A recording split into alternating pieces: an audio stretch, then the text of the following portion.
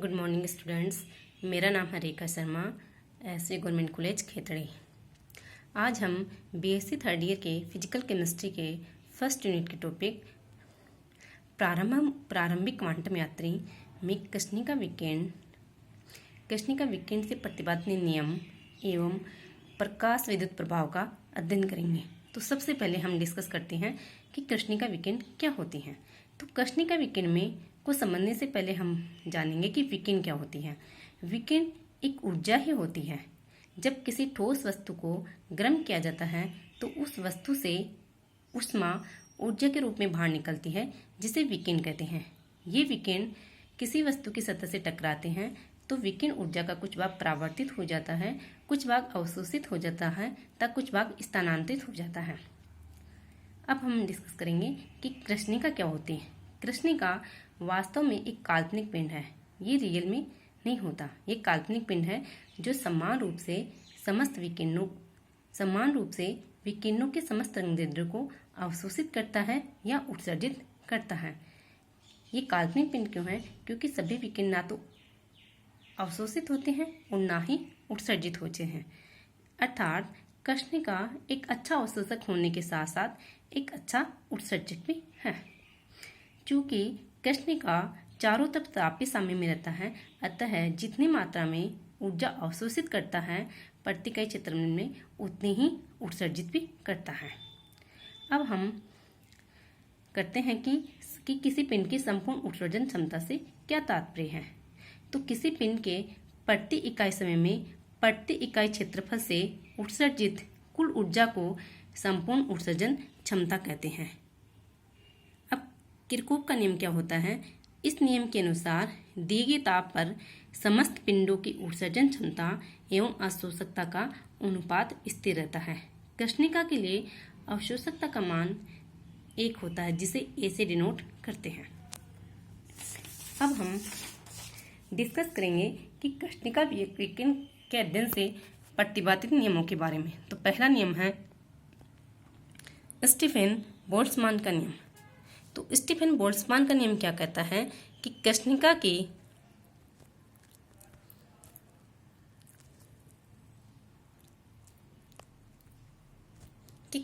की सतह से प्रति इकाई क्षेत्रफल से उत्सर्जित ऊर्जा का मान उसके परम ताप के चतुर्थ घात के समानुपाती होता है, यानी E समानुपाती T⁴, यानी E बराबर सिग्मा T⁴, जहाँ सिग्मा स्टीफन स्थिरांक है जिसका मान 5.66 इंटू 10⁻⁸ वॉट मीटर -2 केल्विन -4 होता है। यदि दी गई कृष्णिका का क्षेत्रफल A तथा समय T हो तो समय T में उत्सर्जित ऊर्जा का मान E बराबर AT सिग्मा T⁴ होगा। फिर दूसरा नियम है वीन का विस्थापन का नियम। वीन का विस्थापन नियम क्या कहता है कि अधिकतम ऊर्जा विकिरण के संगत तरंगदैर्ध्य का मान कृष्णिका के परम ताप के व्युत्क्रमानुपाती होता है। अर्थात लेमडा m समानुपाती 1/T या लेमडा m बराबर B/T, जहाँ B वीन का विस्थापन स्थिरांक है जिसका मान 2.93 इंटू 10⁻³ मीटर केल्विन होता है। वीन ने ऊष्मागतिकी के आधार पर ताप T पर कृष्णिका द्वारा लेमडा एवं लेमडा प्लस डी लेमडा परास के मध्य उत्सर्जित ऊर्जा का मान दिया, जिसका मान E लेमडा डी लेमडा बराबर A/λ⁵ F lambda T into D lambda है, जहाँ F लेमडा T तरंगदैर्ध्य एवं ताप का कोई फलन है और E वह ऊर्जा है जो लेमडा तथा लेमडा प्लस डी लेमडा के मध्य उत्सर्जित होती है। लेकिन पाश्चर ने बताया कि वीन का ऊर्जा वितरण नियम केवल तरंगदैर्ध्य के निम्न मानों पर प्रायोगिक मानों से मेल खाता है, परंतु उच्च तरंगदैर्ध्य पर यह नियम प्रायोगिक मानों के संगत नहीं है। फिर तीसरा नियम है रेले तथा जीन्स का नियम। रेले तथा जीन्स का नियम क्या कहता है कि रेले और जीन्स ने रूढ़ यांत्रिकी के विभिन्न स्वतंत्रता की कोटियों में ऊर्जा के समविभाजन सिद्धांत का उपयोग करके उत्सर्जित ऊर्जा का मान दिया, जिसका मान ई लेमडा डी लेमडा बराबर 8/kT अपॉन लेमडा की पावर 4 डी लेमडा प्राप्त होता है, जहाँ kT प्रत्येक कंपन विधा की औसत ऊर्जा है और k बोल्ट्जमान स्थिरांक है। उत्सर्जित ऊर्जा के मान से स्पष्ट है कि यदि लेमडा का मान कम होता है तो ई लेमडा का मान बढ़ता है। चूंकि यह समीकरण उच्च तरंगदैर्ध्य पर प्रायोगिक मानों के संगत है, परंतु निम्न तरंगदैर्ध्य पर खींचे गए प्रायोगिक वक्रों के संगत नहीं है। अतः रेले जीन्स का नियम निम्न तरंगदैर्ध्य पर असफल है। इस प्रकार वीन व रेले जीन्स का नियम कृष्णिका के ऊर्जा वितरण व्यंजक को समझाने में असफल है। कृष्णिका के ऊर्जा वितरण व्यंजक को समझाने के लिए प्लांक विकिरण सिद्धांत दिया गया। तो अब अपन डिस्कस करेंगे प्लांक विकिरण नियम या प्लांक का क्वांटम सिद्धांत। तो प्लांक का क्वांटम सिद्धांत जर्मन वैज्ञानिक मैक्स प्लांक द्वारा दिया गया। और कब दिया गया? 1900 में दिया गया। यह सिद्धांत क्या कहता है कि इस सिद्धांत के अनुसार कृष्णिका के द्वारा विकिरण का उत्सर्जन सतत रूप से न होकर अर्थात लगातार न होकर ऊर्जा के पैकेट्स के रूप में होता है। इन ऊर्जा के पैकेट्स को फोटोन कहते हैं तथा ऊर्जा के वियुक्त मान को क्वांटम कहते हैं।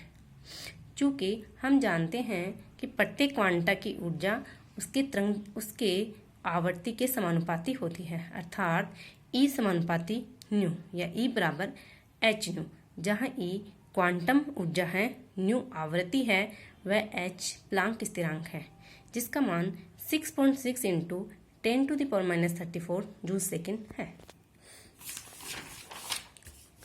फिर आगे प्लांक ने बताया कि कृष्णिका कई दोलनों से बनी होती है तथा प्रत्येक दोलन की ऊर्जा विविध इकाइयों के रूप में होती है।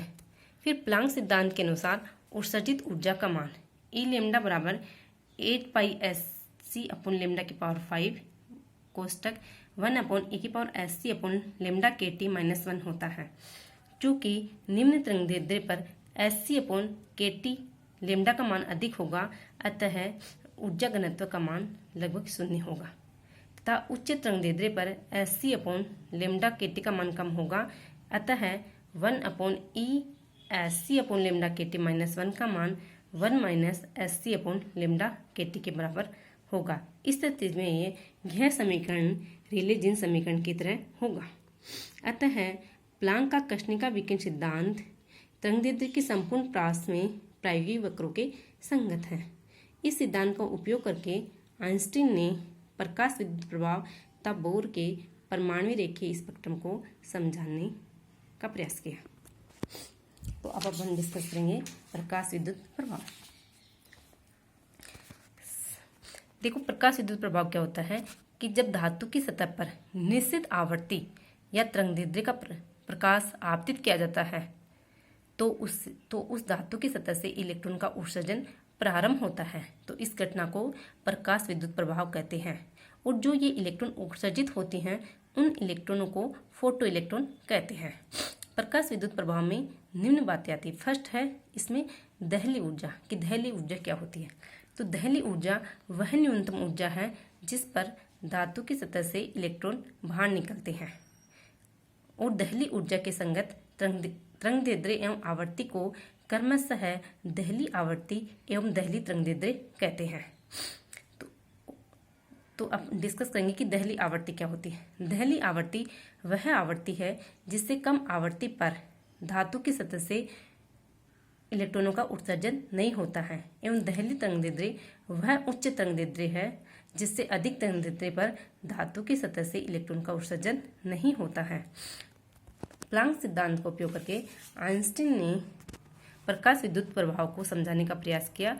तो आइंस्टीन के अनुसार जब hν ऊर्जा का फोटोन किसी धातु की सतह पर आपतित होता है तो वह अपनी संपूर्ण ऊर्जा उस इलेक्ट्रॉन को प्रदान कर देता है। और इलेक्ट्रॉन इस ऊर्जा को ग्रहण करके दो कार्य करता है। पहला तो इलेक्ट्रॉन का उत्सर्जन होगा उस ऊर्जा से, दूसरा उसको गति प्रदान होगी। यानी फर्स्ट, धातु की सतह से इलेक्ट्रॉन को बाहर निकालने में जो ऊर्जा व्यय होती है उसे कार्यफलन कहते हैं और उसे ओमेगा 0 से डिनोट करते हैं।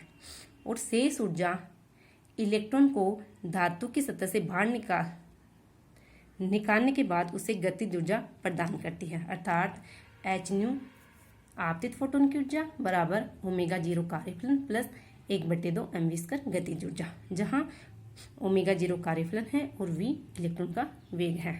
यदि आपतित फोटोन की ऊर्जा ओमेगा 0 के बराबर हो तो इलेक्ट्रॉन को कोई गति प्रदान नहीं होगी क्योंकि v का मान 0 होगा। तो एच न्यू बराबर ओमेगा 0 जहां या बराबर एच न्यू 0 जहां न्यू 0 दहली आवृत्ति है। अब समीकरण 1 में एच ओमेगा 0 का मान रखने पर निम्न समीकरण प्राप्त होती है। एच न्यू बराबर एच न्यू 0 प्लस 1/2 mv² या 1/2 mv² बराबर एच न्यू माइनस न्यू 0। इस समीकरण को ही आइंस्टीन के प्रकाश विद्युत समीकरण कहते हैं। अब गतिज ऊर्जा का आपतित प्रकाश की आवृत्ति के साथ किस तरह परिवर्तन होता है, इसको इस ग्राफ के द्वारा दर्शाया गया है। यदि गतिज ऊर्जा एवं आपतित प्रकाश की आवृत्ति के मध्य ग्राफ किया जाए तो एक सरल रेखा प्राप्त होती है जो मूल बिंदु से नहीं गुजरती है।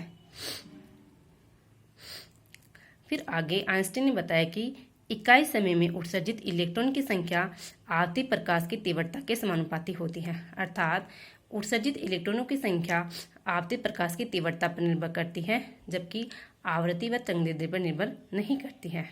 दूसरा, इससे क्या निष्कर्ष निकलता है कि उत्सर्जित इलेक्ट्रॉन की गतिज ऊर्जा आपतित प्रकाश की आवृत्ति एवं तरंगदैर्ध्य पर निर्भर करती है परंतु प्रकाश की तीव्रता पर निर्भर नहीं करती है।